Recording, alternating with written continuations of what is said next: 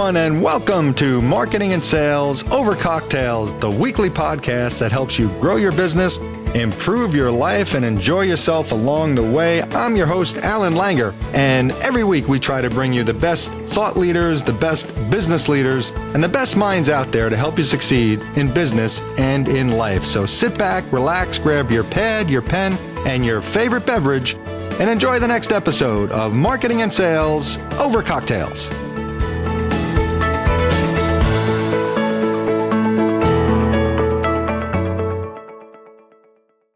Hello, everyone, and welcome back to Marketing and Sales Over Cocktails. This is your host, Alan Langer.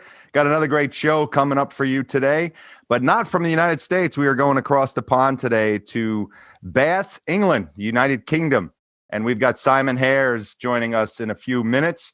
Really looking forward to that, expert sales trainer. But before we get to Simon, just a couple of notes. First, remember we have the Ask Alan segment of the podcast.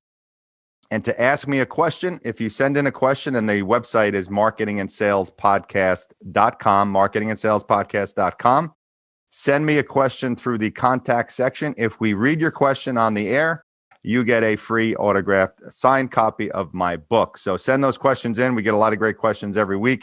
And we've got a good one coming up at the end of this podcast for Simon and myself. So without further ado, and this is episode 27, I believe. Yes, 27. Simon Hares from the United Kingdom. How are you, sir? Good morning or good afternoon to you, right? Thank you for having me. You're welcome. You're welcome. So normally this is cocktails for both of us, but since it's pretty much 9 a.m. on my end, I have my cup of coffee. Right. I don't know what you're joining us with. Do you have water? Cocktail or do you have... at lunch. There you go. Cocktail at lunch. It looks like water. Yeah, it looks like it looks like water. So Simon and I got to know. This is how Simon and I met. It was LinkedIn where I meet most of my guests, but he did a great post probably a few months ago now about all the books that he's read, all the sales books he's read, and he put them on this this outside theater setting with stone steps, and he put them out there. And I joked with him. I said, "Where's my book? My book should be on your list." And that's how we started talking. And so turns out that Simon's been in sales for 30 years now. He's an international sales and management trainer. He's worked in media sales for over 20 years, and he's just really a cool guy. He always comes with information. He joined my networking group. Everybody loves him. So Simon, how are you today? Yeah, all good. Thank you. All good. Those steps that you talk about with those books, that's my garden. And my garden sits in a wood. So we're very lucky that we live in a wood, like yourself, actually. Yeah. And we've got, and the steps go up through the wood. And I thought it was quite good to represent the steps of the sale. Yeah. So all the sales books that were there, not yours, they would. My book didn't make the steps. That's great. That will appear. But it worked out very well, and we did an update as well, because there's so many that come out, and there are so many great books that are out there.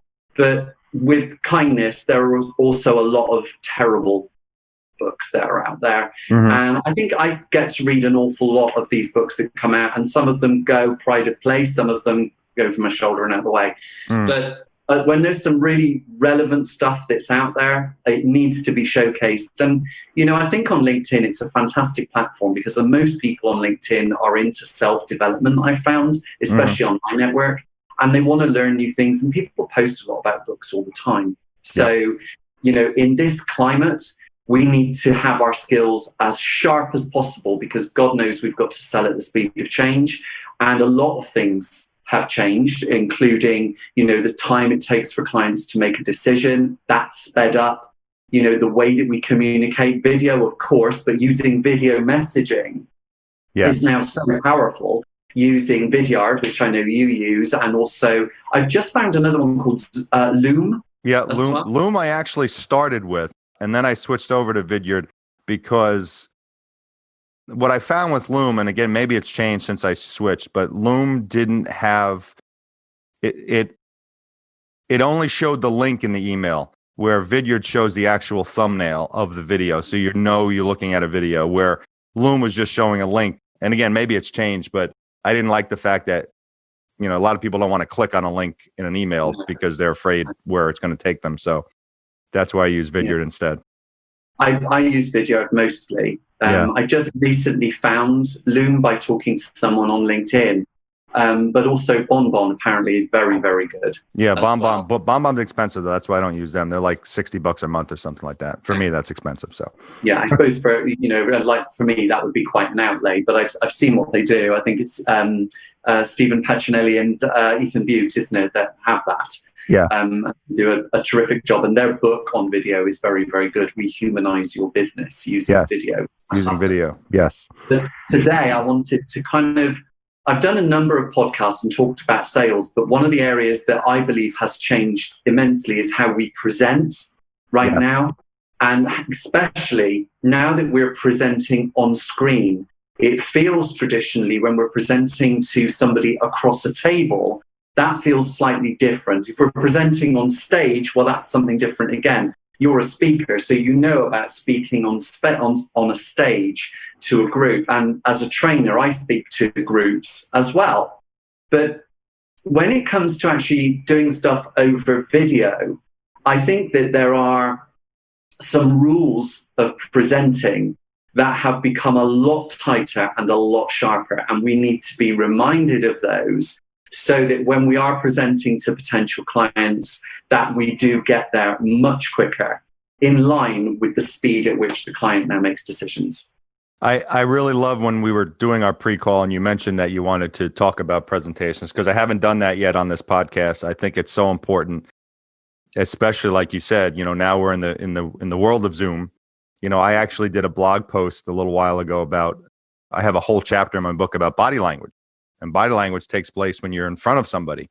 Well, now you're not. Now you've got the torso up to the head. So I did a post about the body language in the world of Zoom, what to watch for in the face and the shoulders and the hands and stuff, because you can't see the feet and the legs, which are actually the most accurate form of body language to read. So what you're saying from a presentation standpoint is immensely important, because everyone's doing it. And all the salespeople are making their presentations via Zoom.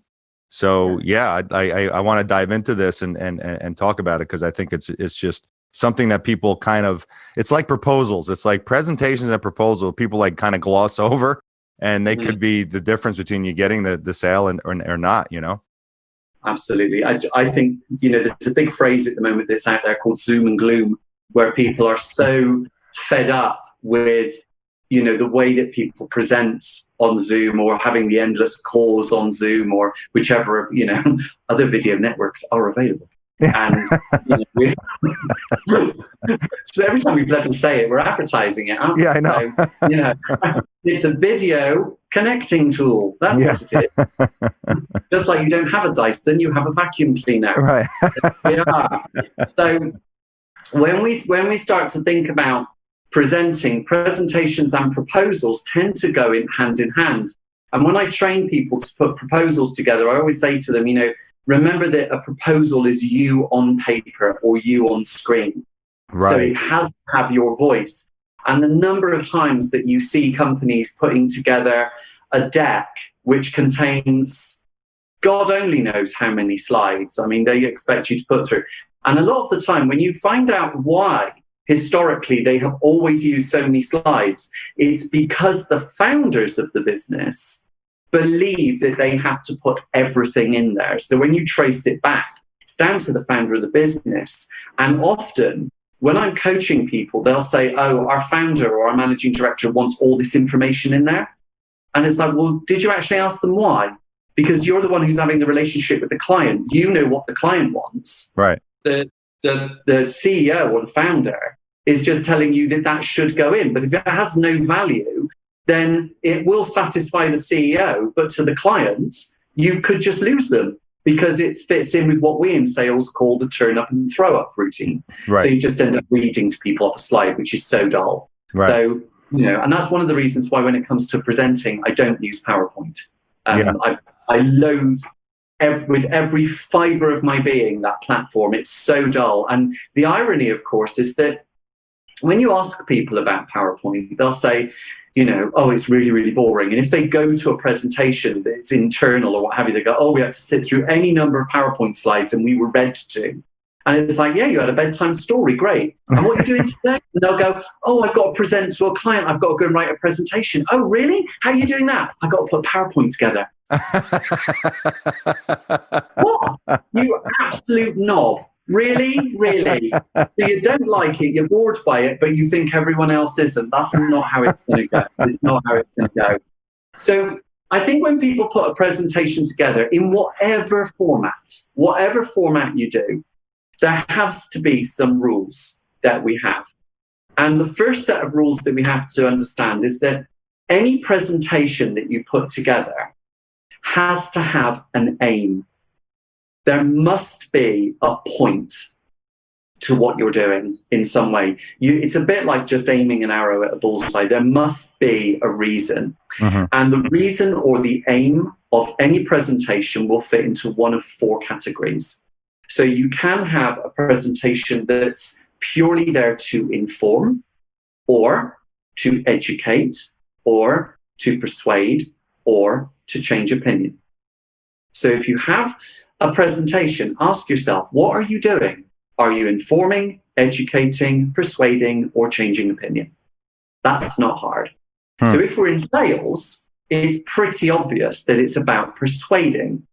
If it's an information-based presentation where we're just giving people a piece of information, then that could be like the results of a marketing campaign. We're just standing here, and what we're doing is we're just giving you the results. We can't change it. We can't influence it. It's a need to know. So we're informing you. Mm-hmm. If it's education, then it's like training.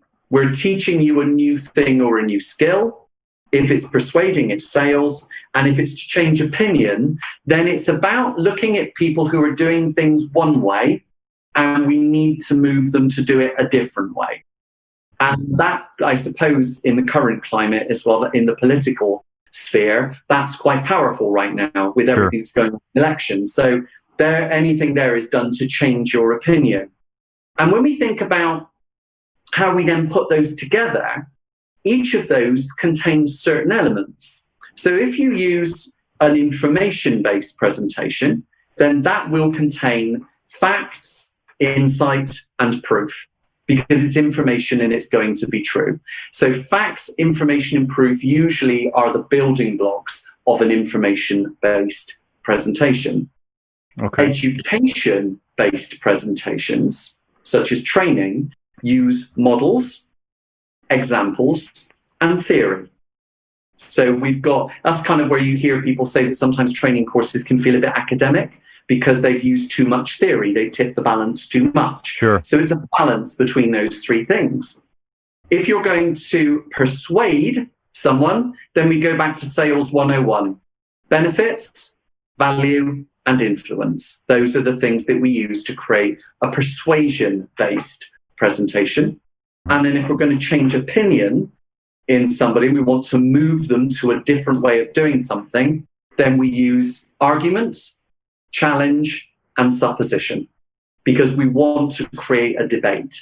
So therefore, we have these four types of presentation and their individual building blocks. Now, those building blocks are not exclusive to those particular types. They can cross over. So, for example, in an information-based presentation, you might use a little bit of argument as to how you got to that kind of way of doing things. If you want to change someone's opinion, you might bring in a few facts or examples. Right. So they do cross over, but they do have their kind of skeleton. Does that make sense? Yeah, so that's kind of what we look at there. And then when we start to think about putting the sales presentation together, it should always fall into the oldest technique in the book, really, which is the three tells. And that being, of course, tell them what you're going to tell them, and then tell them what you just told them. Right.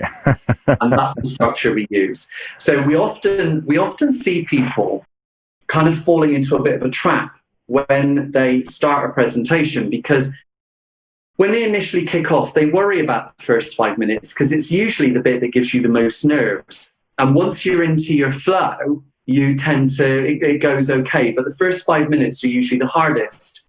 So if we can always start by telling people what we're going to talk about, and let's just say you've got a presentation which is going to talk about what we know about you as a client, how we can help you, and what the realized benefits and investment are going to be from you, then you know what I'm going to talk to you about.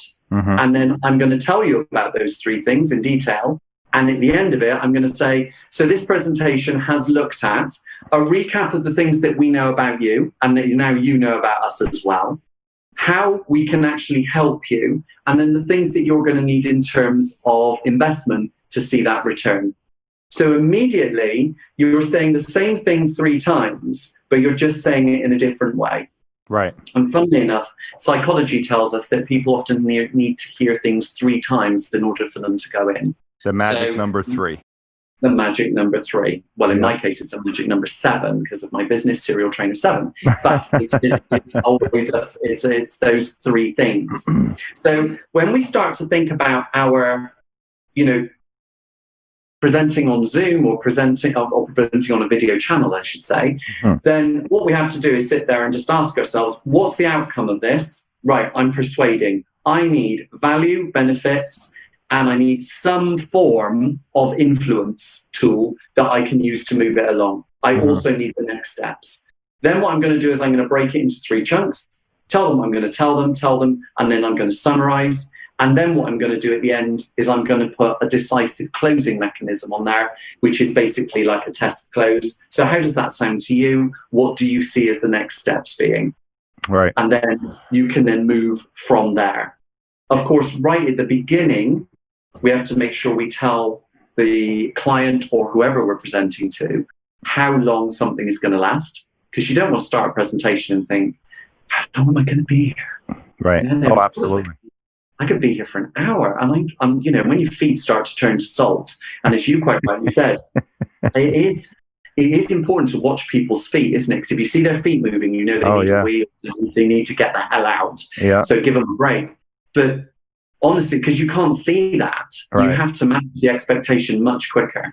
Yeah, so thank you for talking to me today. We're probably going to be talking for about the next 20 minutes or so. And during that time, I will cover 1, 2, 3, 4. Tell them what you're going to tell them. You should also, at the beginning, explain when you expect interaction from the people you're presenting to. Is it going to be a very discussion-based thing where it's to and fro? If so, tell them. Yep. If you want to control the audience a lot more, just say to them, respectfully, I'm going to ask you to keep your questions, comments, and feedback until the end. And that way, you'll probably find that I answer most of them as I go through the presentation. So if we can do that, that would be time. Notice that I have said questions, comments, and feedback. At the end of a presentation, one of the biggest dreads from the audience perspective is the moment when the presenter says, and does anyone have any questions? And everyone in the audience goes, shit, don't look at me, I'm busy, I'm in my bag, so nothing to see here. I'm looking at my just got a text, I have to read this. Yeah, nobody wants to start the social proof. That's it. And the funny thing is, I go to a lot of author readings, or I used to before COVID, and you go into these things and you watch the author do a thing on their new novel. And they always do the same thing. They do a bit of background, then they read to you from it, which drives me nuts because I don't like being read to. And then so it goes back again, doesn't it? Yeah, tell me a bedtime story. And then at the end they do, and does anyone have any questions? And it's always the same bullshit conversation questions you get back, like, how did you come up with the idea for your characters? Right. Or if someone was to play your character in a film, who would that be? And every time you go, you think, oh, come on, give me a break, Seriously. Is that the best they can do? They think they're clever and smart when they ask it. And you know that the author sat there going, seriously? Anyway, so we get all of that. So I always say to people, when you stop a presentation, at the end of it, just say, and at this point, I'd love to welcome your feedback, comments, or any questions that you might have in any order. Because what you're then eliciting by saying comments and feedback is you're getting people to initially give you a knee-jerk reaction. So you could get someone who sat there immediately after you say that going, yeah, that's very good. And you just pick on them.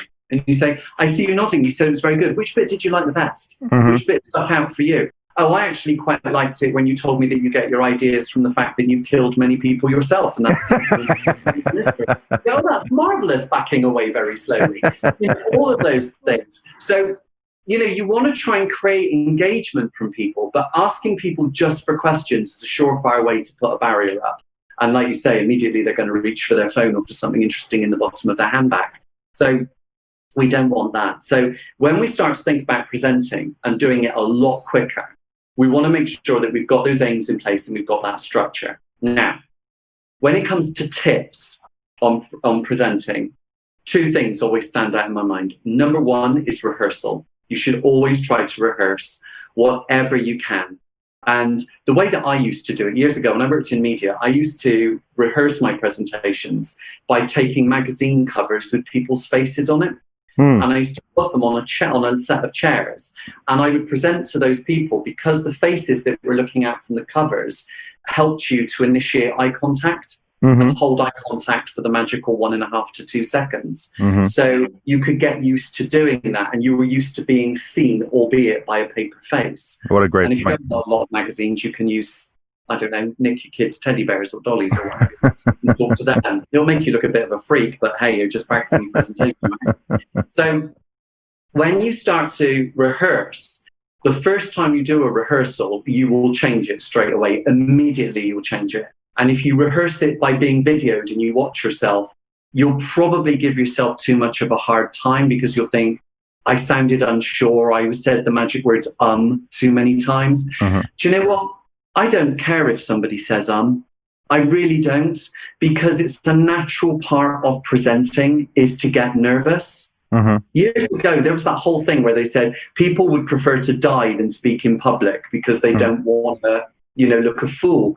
And I think it's very human if someone trips over their words or they say occasionally or they lose their train of thought. As long as they acknowledge to the audience that's what they're doing, an audience is going to be very forgiving. Because absolutely. after all, Alan, they're going to prefer that you're up there than they're up there. Yeah. Unless you've got a complete git in the audience. But at the end of the day, don't worry about it. And I think nowadays as well, we talk about authenticity and empathy a lot. But, being yourself is important. And I was asked the other day when I was doing a podcast with someone why I don't use a background behind me. And I said, well, to be honest with you, I'd rather, you saw what I want you to see, which is that. But I said, let me ask you the question. Has the background behind me in any way deterred from the value of the information I've given you? Right. And they said, no. And I said, I rest my case. Right. Background doesn't make you, especially when you've got those hideous ones that make you look like you're on a beach where it's all breaking up around your ears. Right. Or it's distracting. I think a lot of the virtual backgrounds now are so distracting. You got to be careful. So. Really have. And what you've got behind you looks great because you did that yourself with all the... I did all that myself. That's not virtual. That's just, and I wanted it to look natural and nice, and that's it. That's where I live, and boom. Yeah, it looks really good. It's really nice. So let me stop you for a second because I just like 16 questions popped in my head as you're going through all this amazing information. One of the things, so you mentioned about the sales presentation, which we're going to obviously focus on that part of it, although I like the 4 presentations that you're given. And you mentioned persuasion. And I'm not sure if you ever read the book by Carmine Gallo called Talk Like Ted. You ever read that book? I have that in there. Okay. So and I brought another one. There you go, TED Talk. So I loved in that book that he talked about ethos, pathos, and logos, about emotion, statistics, and authority. Because when I am with a sales rep, and I'm on retainer for some companies where I ride along with their sales reps, and I just see how they're doing. And so many reps spend way too much time on the logos, statistics part of, or the features part of their presentation, rather than the emotion part. Everybody forgets about emotion, and sales is about emotion. And in Carmine Gallo's book, he said that the best TED Talks of all time, he broke this down, had a 60% or higher score for emotion. 60% of their talk was directed at the emotion of the audience rather than Well, these are the features of what I'm talking about. This is the authority. The company's been around for 35 years. My grandpa, Joe, started the company. The color of the building's green, all that stuff that a lot of reps spend all that time on because like you said, the owner wants them to talk about that stuff. Where let's talk about the emotion. What is it going to feel like after you own this product or service? What's it going to feel like when you're sitting there looking out your new sunroom, having a cup of coffee on a fall day? That's the emotion part of sales. And talk about how important that is in a presentation. It is very important. And when you start to think about the big names who are great presenters out there, so the Simon Sinek's of this world, you know, when he's talking about finding your why and he's storytelling, it's completely relatable. It's the emotional relationship you have. And people watch it going, oh, yeah, that happens to me too. And it's that connection that you want.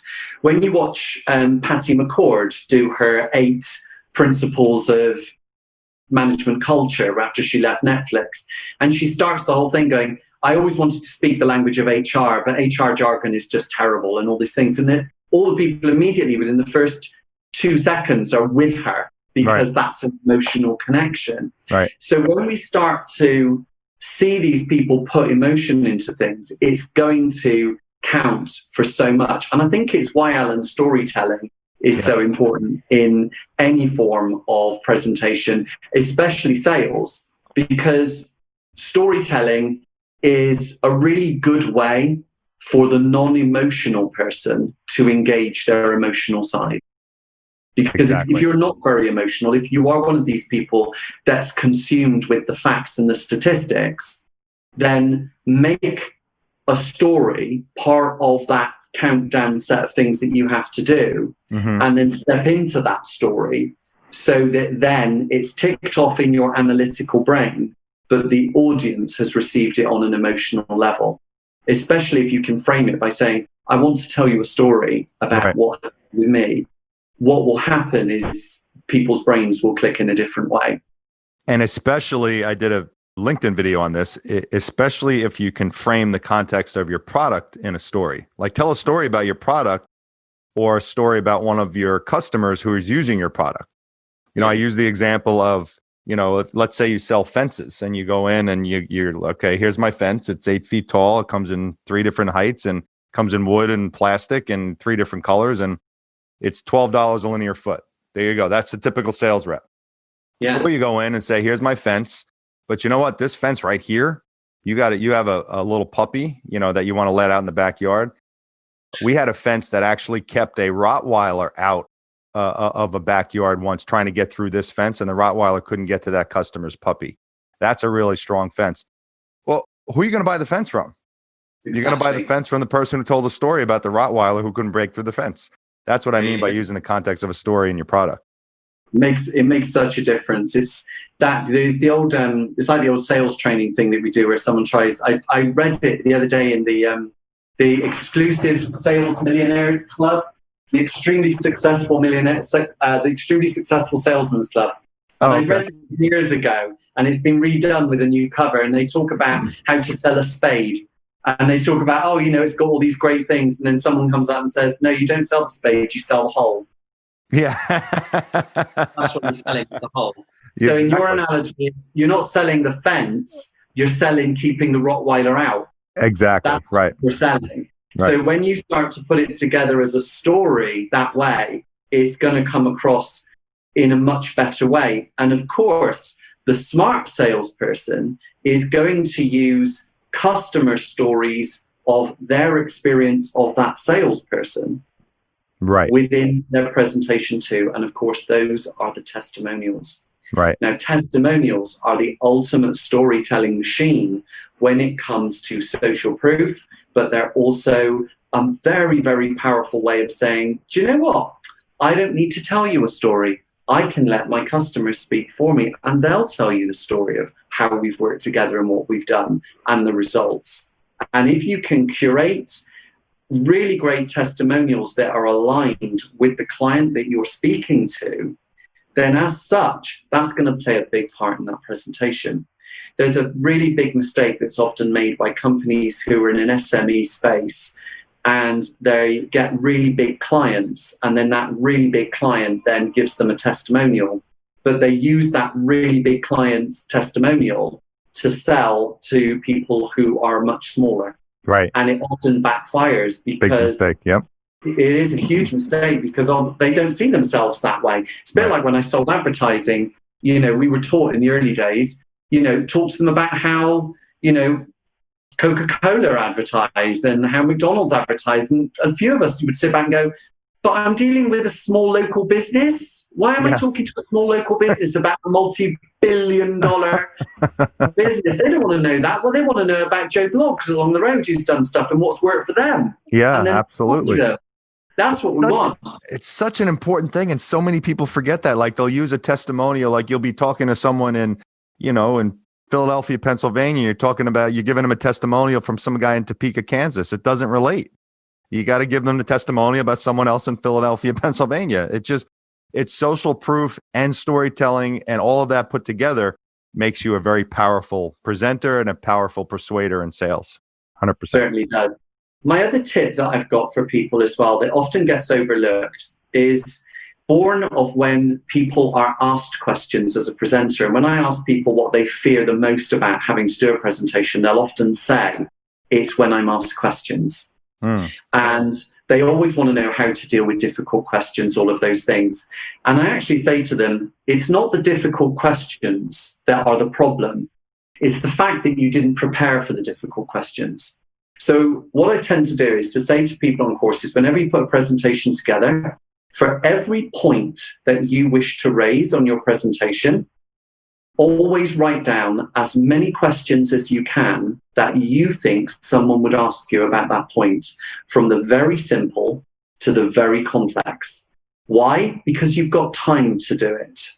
And if you can't think of any, tell somebody you know what you're going to say and say, what question would that conjure up in your mind? What would be the most difficult question, or the first question comes to your mind? Then write it down, then research it, answer it, and write that down too.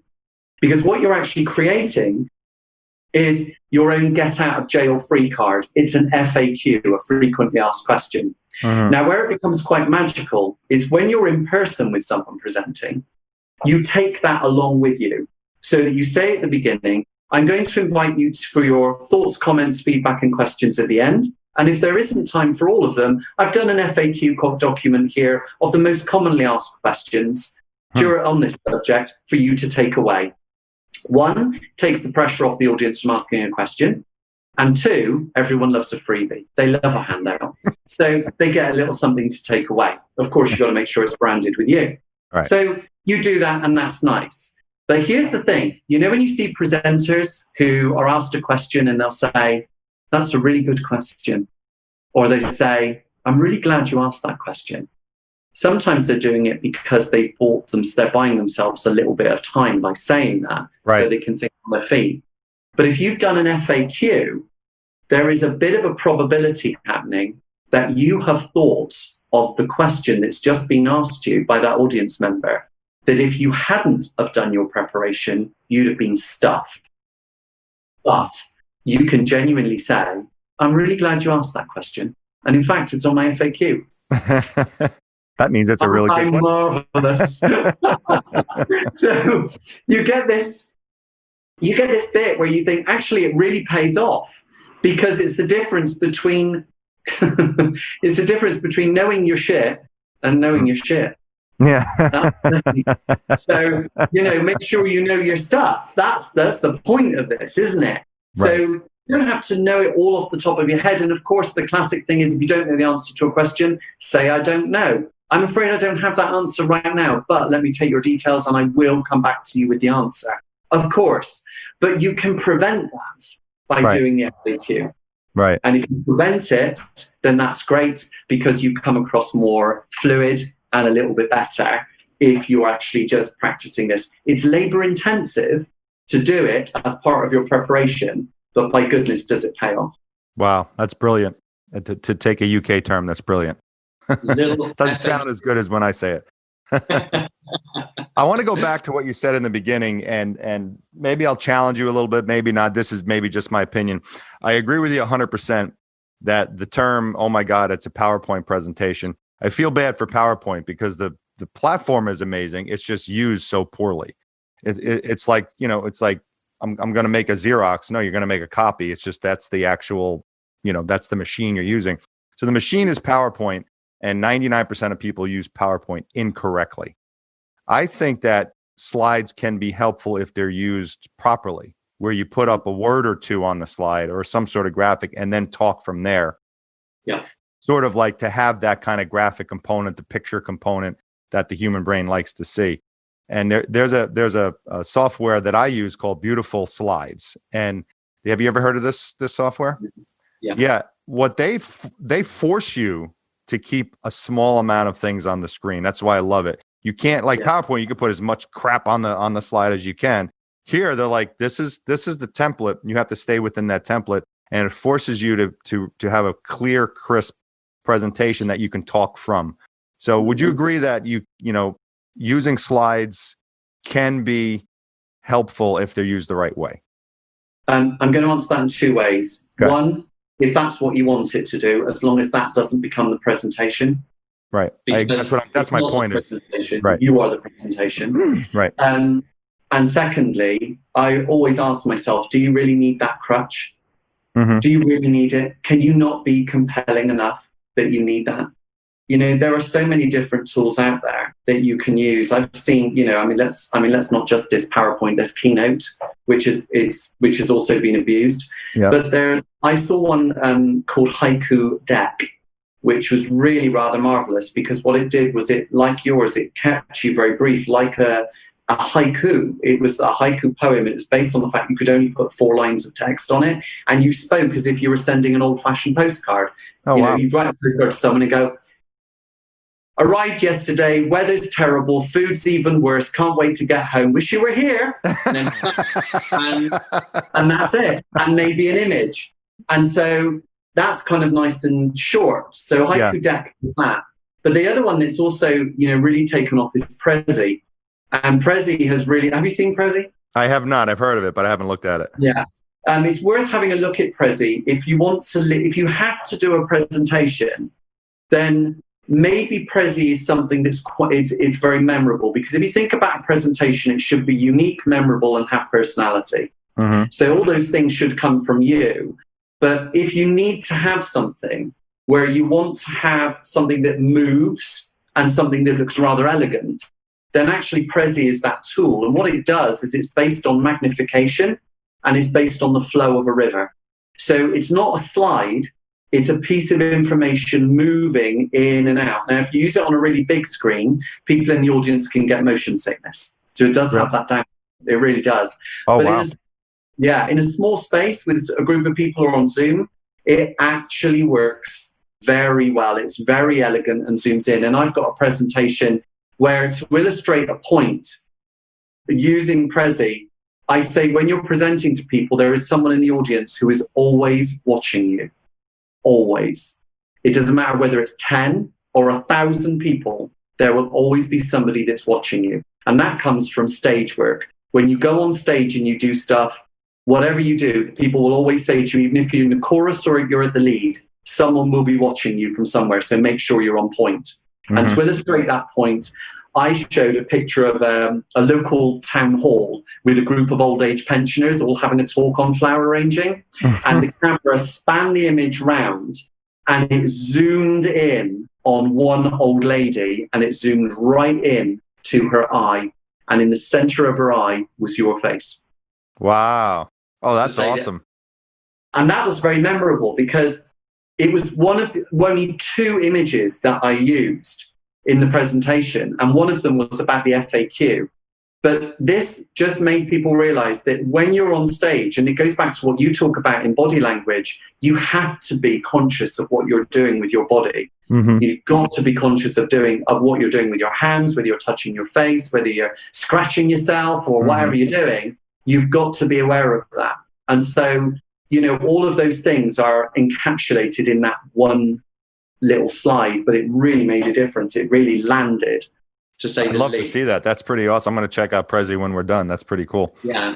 So it works very well. But you can do an awful lot. There's a free license that you can do, but everything will stay in the public domain. So people watching this, if you use Prezi, you can use a free license, but everything stays in the public domain. So it's good to play on and get ideas from other people. And they've got some great examples. They've also do one called Prezi Next and Prezi Classic. So the classic one is very, very basic, but very good. And then Prezi Next is a little more sophisticated. It's not that expensive. I think it's like $72. It sounds like I'm selling it. I'm not. It's just a very good product. Okay. So if you have to use something. Yeah. Awesome. All right. Well, we are already at 50 something minutes as the time has flown by. You can chat, Alan. Honestly, you just don't shut up, do you? I barely said anything. I don't know why you invited me, really. I mean, I really don't understand why. I just, I had to carry this whole show. I don't know, this is the last time you're ever going to be on my show. Well, it is time, Simon, for the question of the week, the Ask Alan segment of the podcast. Yeah. Got a question. I love this. I love how the world is just at our feet right now. So Courtney from Dublin, Ireland writes in. So someone from Dublin has listened to the podcast, liked it so much she wrote a question. Courtney writes, my company always tells me to follow a scripted. What did she write? Oh, follow a script and I will sell. So this is going back to what we talked about your presentation, follow the script. But I feel like an ass doing that. I love that she wrote that. What can I do about this? That's her question. Okay, the easy answer is don't do first. What's that? The easy answer is don't do it. Just don't do it. just don't do it. I think scripts are very pedestrian because what a script will do is it just holds your hand all the way through it. And if the world needed sales scripts as much as this company claims it does for this lady, then ultimately that salesperson doesn't need to be there because you can just automate everything and you become a robot. And nobody likes listening to a script. They know when you're using a script, it immediately turns them off. So, it's just corporate BS, really. It's a bit like someone that says, oh, we'll do this for you as a gesture of goodwill, or we apologize for any inconvenience. No, you don't. You're doing it because you're bloody sorry. So say sorry. That's what it is. Be honest about it. When you're given, when we train people who've never sold before, we give them guidelines of the things they can say. So things that will influence a call and get people to talk to you. So we might say, hello, my name is Simon. I'm calling you from Serial Trainer 7. And I wanted to talk to you today about your sales training because we've worked with other companies like yours and they have seen some great results. And I wanted to take a few minutes of your time just to find out how we can help your business make more money with effective sales training. Now, that sounds like a really nice intro, but it also sounds slightly scripted. But if you just make the words your own, you can use the same framework. You just have to make it your own. And whenever, I've worked in environments where a script has been recommended, I just look at it and just think, well, I can say that in my own way. Those are your words. Those are not my words. And you don't come across as very authentic. So I would probably to say to her, look at you're being asked to say, and then take that script, go home with it, and circle all of the sentences or words that you think have the most impact on the conversation.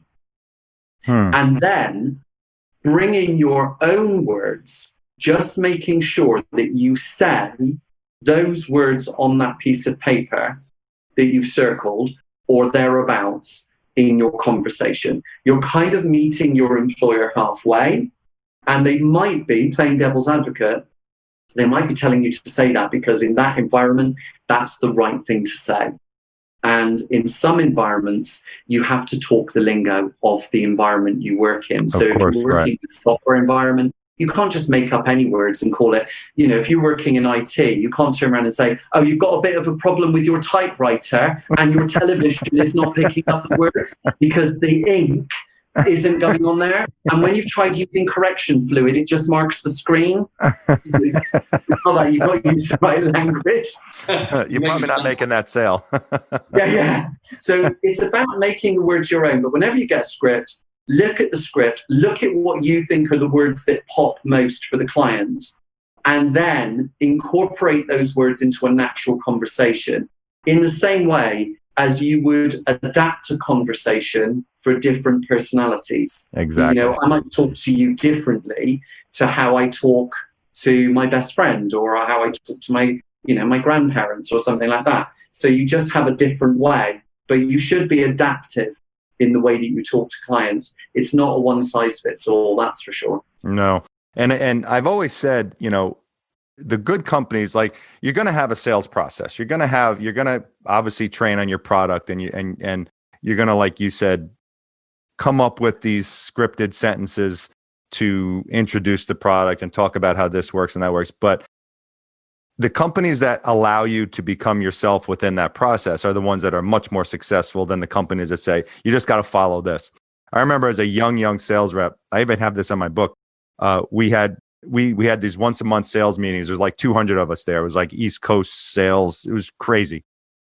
And they brought in this big wig sales trainer from Atlanta. And he came in and he was mad because the collective closing percentage of all 200 of us was like 23%, because the sales training was so bad. So instead of coming in and giving us some useful information, he basically screamed at us for an hour.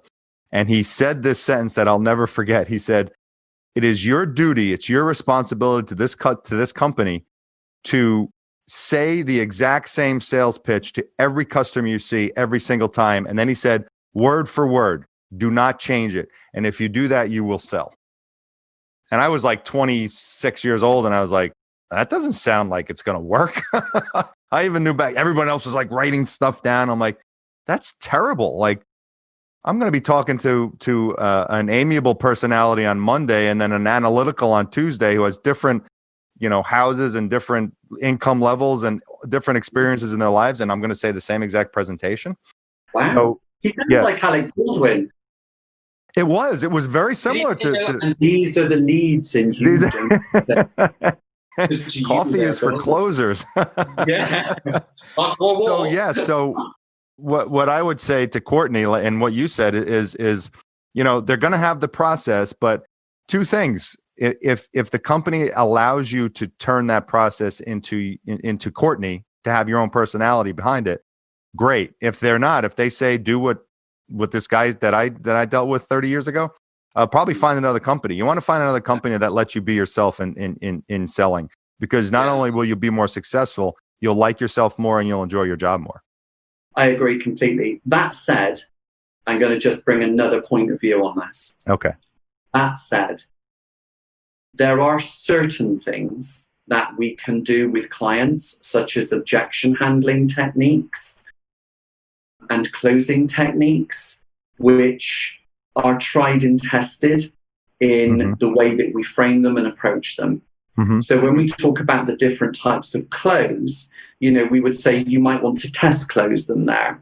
All right, what do I do with the test close? Just say, how does that sound to you? Does that make sense? Right. If you're good, you've got the business, now go for the direct close. What's that? Shall we go ahead and book that in? If you work in a project-based environment, and this is what I train people to do when they work on projects. So if it's in the SaaS market, where it's the installation of software, or even if it's when I work with a luxury bathroom company and how they do the installation of a new bathroom, I use what I call the time travel close. And the time travel close is really simple. You just say, so when did you say you wanted your bathroom fitted? And they'll say, we want it in by Christmas. They say, right, so you want it in by Christmas. At the moment, our installers have got 4 slots remaining around the 16th of December. Now, in order for you to get one of your slots and for your bathroom to be in by Christmas, you are going to need to understand that prior to the installation, we need to make sure that all your stock is delivered and available and ready to be installed. That's a week before. Prior to that, we need to do a home visit to make sure your floors are straight and your walls are straight, just to make sure everything's right. The week before that, we do an electrical and plumbing check to make sure everything's right there. Prior to that, you have to sign off on the design, and we have to order all of the materials for your bathroom. And right now, we're at that stage prior to that where you're going to need to give us your deposit within the next 48 hours if we are to fulfill the 16th of December slot for I you. love that. Christmas. And what you're doing is you're walking the client through the stages so that they become transparent to your process. Mm-hmm. If you turn that into a closing process for someone who's having a new piece of HR software put in or a new CRM put in that needs to be tested, uploaded, checked. If you've got somebody that's going to, I don't know, buy a new fleet of cars and they need to test them, they've got to be ordered, all of those things. This time travel close is quite good. But to Courtney's point, that sounds like a script, but it's actually a technique. Mm-hmm. And knowing the difference between a script and a technique could be a very, very fine line, but it's what works for you. Right.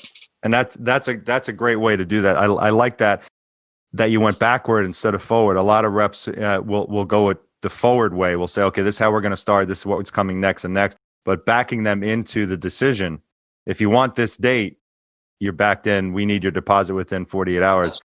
I love that. That's really good. See, I even learned something today. Yeah, I do that when I sell training. So I always find out the really important questions to ask in discovery are always going to be when, because you'll get a date, how gives you process, and why gives you rationale or reason.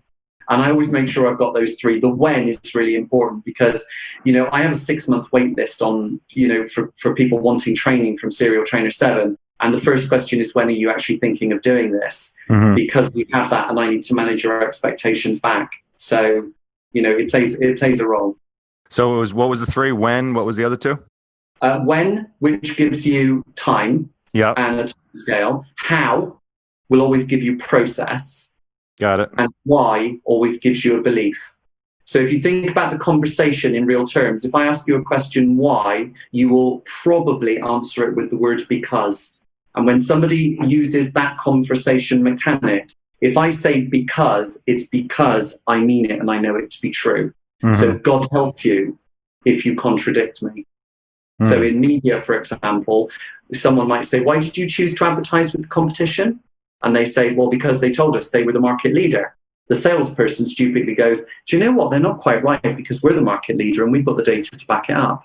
Mm-hmm. You've just contradicted that client, and you've also made them realize that all salespeople are liars because they're going to realize that, well, that person's just lied to me. So how are you any different?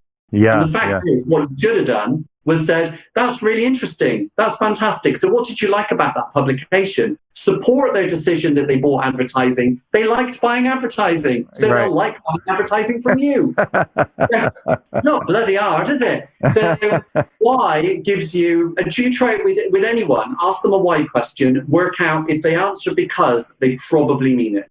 If you ask anyone how do I make a loaf of bread? How do I make a pumpkin jack-o'-lantern? How do I do that? You will get a process. How do you envisage your bathroom looking when it's fitted? How do you envisage your marketing campaign working? They'll tell you a process. So we like that. Of course, the when, we have to know when they want it. Of course, somewhere you're going to ask them about their money as well. Because if they haven't got enough money to do it, you need to get away from them really quickly. But they've got to be qualified to work with you, because otherwise you could end up spending a lot of time on someone who genuinely, thinks that what you offer is very, very cheap and really affordable. And it might be that you work at the top end of the market. Right. I was just doing some training with someone who kept asking me, they had this client and she was sharing the emails with me, and the client kept asking for a discount, and can you cut this down, and can you do, instead of this whole process, can you do half the process? And she was asking me what she should do. And I'm like, you stick to your guns. You don't cut anything. In fact, this guy right away sounds like a nightmare client. He's a nightmare client before he's a client. So you probably want to, people make the mistake all the time of just dropping their price just to get the order. You can't do that, because it's just going to bite you in the butt in the long run. I work with a lot of personal trainers, and they often forget, bless them, that the clients who are buying personal training can afford it. It's a luxury, and they forget they're in a luxury environment. So what they do is they discount to get more sessions. And it's, don't discount because the people can afford it. If you're going to give them something, give them an extra lesson if they prepay. So get something in return. They're going to commit. Right. So think about that. I had a client recently who said that my costs were further away than what he wanted to pay. And I said to him, okay, well, those are the costs. That's what we do. And part of his brief to me was to explain that he wanted his sales team to hold their margins and to not discount. So when he said to me, I need you to come in a little bit cheaper, I said, hang on a minute. So you're saying to me that you want me to discount my rates so that I can come and train your staff not to? How does that make me look? No, it doesn't work that way. Well, and then they followed on and said, well, actually, if you could come down by about 25%, and it's like, well, right, okay, so my immediate answer is, in which 25% of the training are you going to deliver? Because if you're going to deliver it, why do you need me? I mean, they just don't, it's funny because when you have confidence in your product and you've got testimonials to back it up and you've got a business to back it up, you're not doing yourself any favors by discounting, because you know that if you work in a sector, all of your clients talk to each other when they meet at trade shows. And who are they talking about? Their suppliers. So they might turn around and say, oh, are you using that trainer? Because we use them as well. And they went, yeah, did us a great deal. And then the other one goes, they did? Oh, really? I didn't get a deal. Oh, I didn't get a deal. And then suddenly they come back and ask for a read. You absolutely shoot yourself in the foot every time you do it. Every time you do it, yeah. Better. Because if you discount too much, you're going to end up doing 10 times the work for half the money. Yes. What's that stat? You spend 80% of your time on 20% of your clients, or something like that. Yeah. Well, it could be that 80% of your revenue comes from 20% of your clients. So right. Yeah. Exactly. So there we are. All right, sir. We are way over time, but this has been awesome. We can talk for another 2 hours, but I really thank you for your incredible advice and your insight and everything. This has been fun. And tell everyone where they can find Mr. Simon Hares. And, I know you're 6 months out, but definitely worth saying hello on LinkedIn. And he actually does respond, people. So yeah, you can say hello. I do. But I use video as well to respond to people. So we like that. He does. I can account for that. Yep. So how can they find you? You can find me on LinkedIn, Simon Hares, Hares. You can find the business page, which is Serial Trainer 7, number 7, Limited, on LinkedIn as well. And serialtrainer7.com is my website. So you can reach me on any of those. Where I give away a lot of information on there to give people support and help, especially at this time when people need it the most, because God knows we need salespeople in our business right now to keep those revenue streams coming in. And we need more salespeople like you. So Simon Hares, thanks for joining me. And everyone out there, thanks for listening in to episode number 27 of Marketing and Sales Over Cocktails. This is Alan Langer, your host. Remember to send in the question of the week to marketingandsalespodcast.com. And if we read your question, you will get a free autographed copy of my book sent to you directly. So thanks again for joining, and we will see everyone next time. See you soon.